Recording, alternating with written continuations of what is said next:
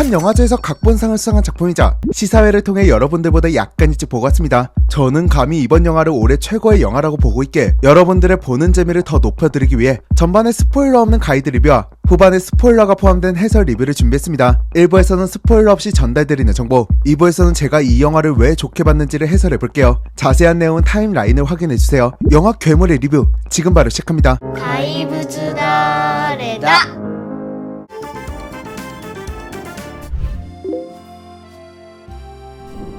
데뷔 작품인 환상의 빛을 제외하곤 지금까지 고레에다 감독은 쭉 각본을 직접 써왔거든요. 우리에게 익숙한 아무도 모른다부터 어느 가족과 그렇게 아버지가 된다 모두 고레에다 감독이 직접 각본을 쓴 영화였습니다. 근데 이번 괴물의 각본은 사카모토 유지가 집필했어요. 사카모토 유지는 지금 일본에서 가장 유명한 각본가라고 할 수 있을 것 같습니다. 일도 좀 보시는 분들에게는 드라마 마더나 그래도 살아간다로 익숙하시되고 영화로는 꽃다발 같은 사랑을 했다로 각본상을 휩쓴 작가거든요. 특히 꽃다발 같은 사랑을 했다는 제가 리뷰할 때 그해 본 영화 중 가장 인상이 깊었다는 이야기를 했는데 이번에도 역시 사카모토 유지의 각본은 실망이 없었습니다. 거기에 음악은요 사카모토 류이치입니다. 골든 글로브상과 그래미 어워드부터 아시아 최초의 아카데미 음악상을 받은 거장이죠. 하지만 올해 갑자기 병으로 세상을 떠나며 이번 작품이 마지막 필름 유작이 되었습니다. 작품의 음악을 70대라는 고령의 나이에 작업했음에도 작품과 너무나도 조화롭게 이루어지고 영화 후반에는 그의 음악과 사카모토 유지의 스토리 그리고 고레에다 감독의 연출이 한 번에 몰아치는데 이 부분은 정말 제 인생에서 쉽게 잊지 못할 경험을 하게 해줬습니다. 올해 가장 여운이 길게 남은 엔딩이었던 것 같아요. 고레에다 히로카즈, 사카모토 유지, 사카모토 류이치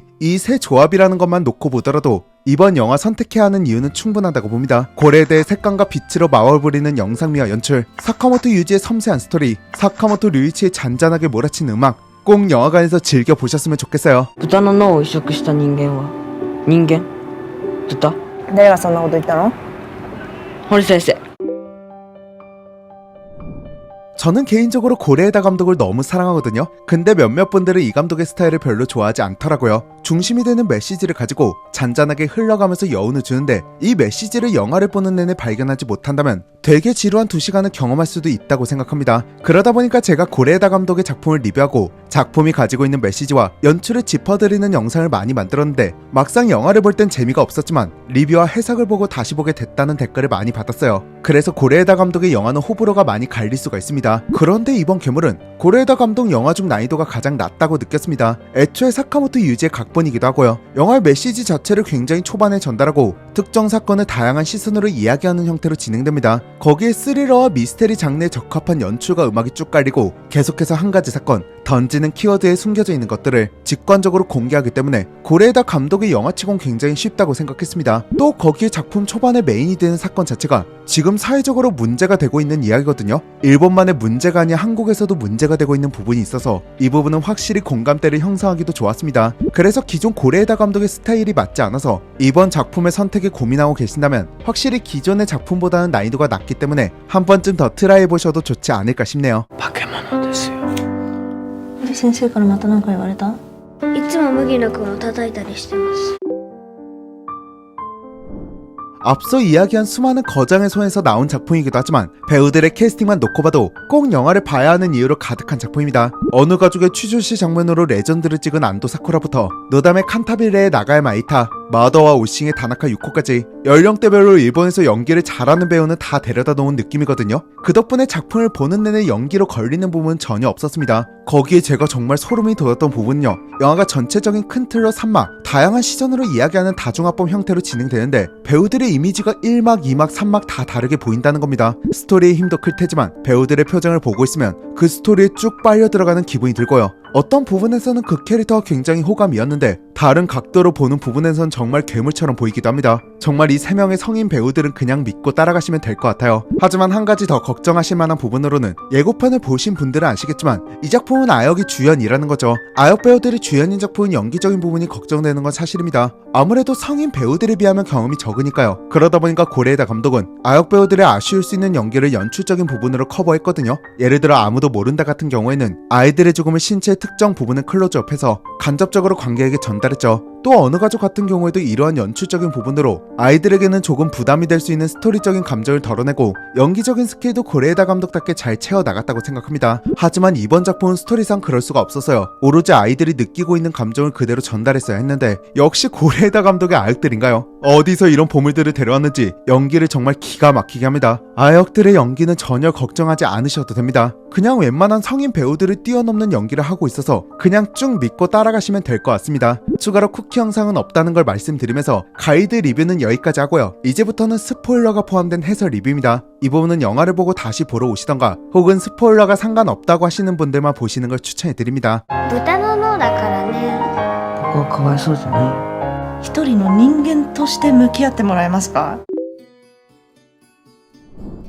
해당 영화는 다중화법 연출로 각각 3명의 캐릭터의 시점을 3막의 형태로 보여주며 진행하는 작품이잖아요. 근데 이 모든 캐릭터의 시점의 시작은 전부 불이 나고 있는 건물을 보고 있는 상태로 시작합니다. 그럼 불에 타고 있는 건물의 의미는 무엇일까요? 그것을 이야기하기 전에 불을 낸 사람이 누구인지 알아봐야 하는데 확실한 건 아니지만 영화에서는 간접적으로 불을 낸 범인이 요리라고 나오거든요. 근데 만약 요리가 불을 낸 범인이라면 단순히 아빠가 다른 여성과 만나는 것에 화가 나서 불을 낸 건 아니라고 생각해요. 이것은 어린아이가 사회로부터 도움을 요청한 행위라고 봤습니다. 사람이 불을 지르는 것은 인위적인 재난이고 사건이 벌어지고 그것을 막아야 하는 건 국가와 사회죠. 하지만 소방관들이 현장에 출동했지만 영화에서는 건물의 형태를 알아볼 수 없을 만큼 새까맣게 타버렸습니다. 즉 요리라는 작은 아이에게 국가와 사회는 도움을 주지 못했다는 겁니다. 그리고 한 사람의 인위적인 재난은 자연재해라는 더 큰 형태로 학교와 가정을 덮어버렸습니다. 작은 인위적인 재난조차 막지 못하는 국가와 사회 그리고 가족은 아이들이 불러온 태풍이라는 재난 역시 막지 못했습니다. 그것을 뒤늦게 후회만 할 뿐이죠. 이런 부분에서 알 수 있는 건 주인공인 두 아이에게는 국가도 사회도 학교도 심지어 가장 가까이 있는 가족조차 이들의 심리적인 재난을 알아채지 못했고 그들에게 손을 내밀어 주지도 못했습니다. 이후 태풍이 불어 아이들이 사라지고 나서 아이들이 어떤 상태였는지 뒤늦게 한 어른들이 아이들을 찾아 나서지만 화재조차 진압하지 못한 어른들은 태풍이라는 자연재해 앞에서 아이들을 찾을 수도 없었죠. 그런 부분에서 이번 영화는 퀴어 영화 같기도 하면서 굉장히 촘촘하게 이루어진 재난 영화 같기도 했습니다. あなたには人の心っていうものがない。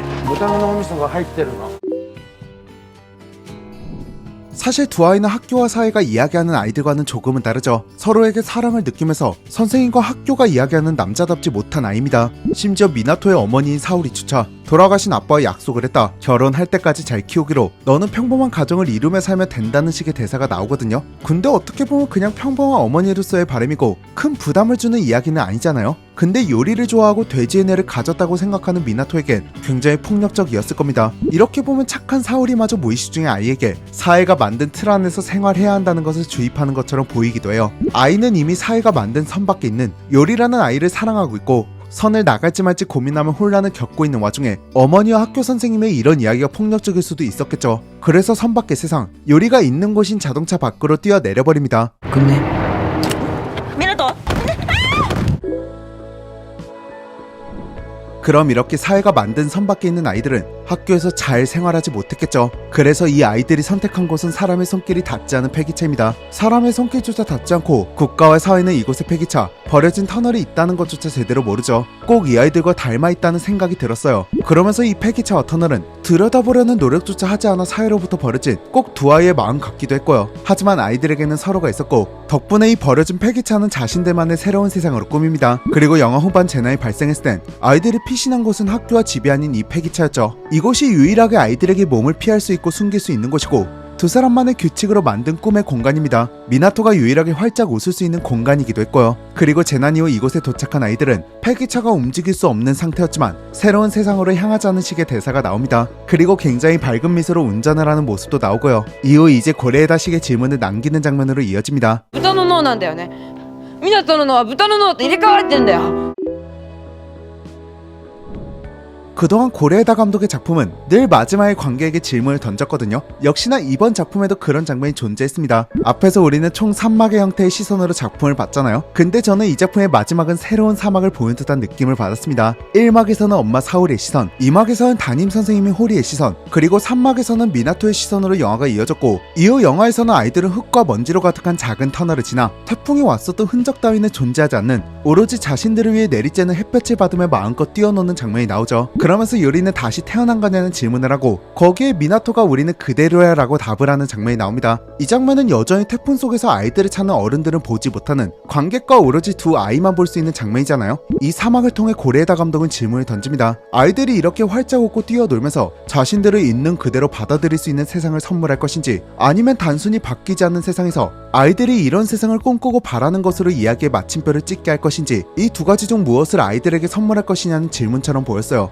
앞서 영화에서 어른들은 아이들의 마음을 읽지 못하고 실수했죠. 결국 아이들에게 이런 세상을 선물하지 못했습니다. 하지만 영화를 보고 있는 관객만큼은 이런 세상에서 아이들이 자유롭게 뛰어놀 수 있도록, 아이들이 이렇게 환하게 웃을 수 있도록 할 수 있지 않을까요? 이런 질문이 작품에 더 강한 여운을 남기게 했던 것 같습니다. 만약 이 영화를 보고 내가 아이들에게 저런 세상을 선물할 수 없는 어른이라면 이 영화의 엔딩은 새드 엔딩이겠죠. 하지만 영화를 본 당시 아이들에게 이런 세상을 선물할 수 있는 조금은 열린 마음의 어른이라면 단순히 꿈이 아닌 현실이 될 수 있고, 그렇게 된다면 영화 엔딩은 해피 엔딩이 될 것입니다. 선택은 오로지 영화를 보고 있는 관객이 해야 하는 몫입니다. 자, 이렇게 이번 영화에 관해 간단한 해설을 해보았는데, 저도 시사의 날 한 번밖에 보지 못해서 놓치고 말하지 못한 장면도 정말 많고요. 또 제 기억과는 다른 장면도 있을 수 있습니다. 그래도 한 가지 확실한 건 이번 작품은 정말 술과 대화할 사람만 있다면 1박 2일 시간을 잡고 이야기하고 싶을 만큼 좋은 작품이었다는 겁니다. 제가 이런 느낌을 아무도 모른다와 걸어도를 처음 볼 때 받은 것 같거든요. 약 30년간 활동한 고레에다 감독에게 기대하지 않은 부분에서 또다시 한번 좋은 충격을 받은 것 같습니다. 개인적으로 이번 작품은 영화관에서 좋은 스피커와 큰 스크린으로 즐기셨으면 좋겠습니다. 저도 꼭 N차 관람할 예정이니까 여러분들도 꼭 영화 관람하시고 후기 댓글을 통해 많이 공유해주세요. 저도 기회가 된다면 N차 관람을 하고 더 깊게 영화에 관해 이야기하는 날이 왔으면 좋겠습니다. 저는 이만 인사드리도록 하겠습니다. 가시기 전에 구독과 좋아요 한 번씩 부탁드립니다. 오늘도 찾아오셔서 너무너무 감사해요. 저는 지금까지 영화를 그리는 신기 누설이었습니다. 怪物だれだ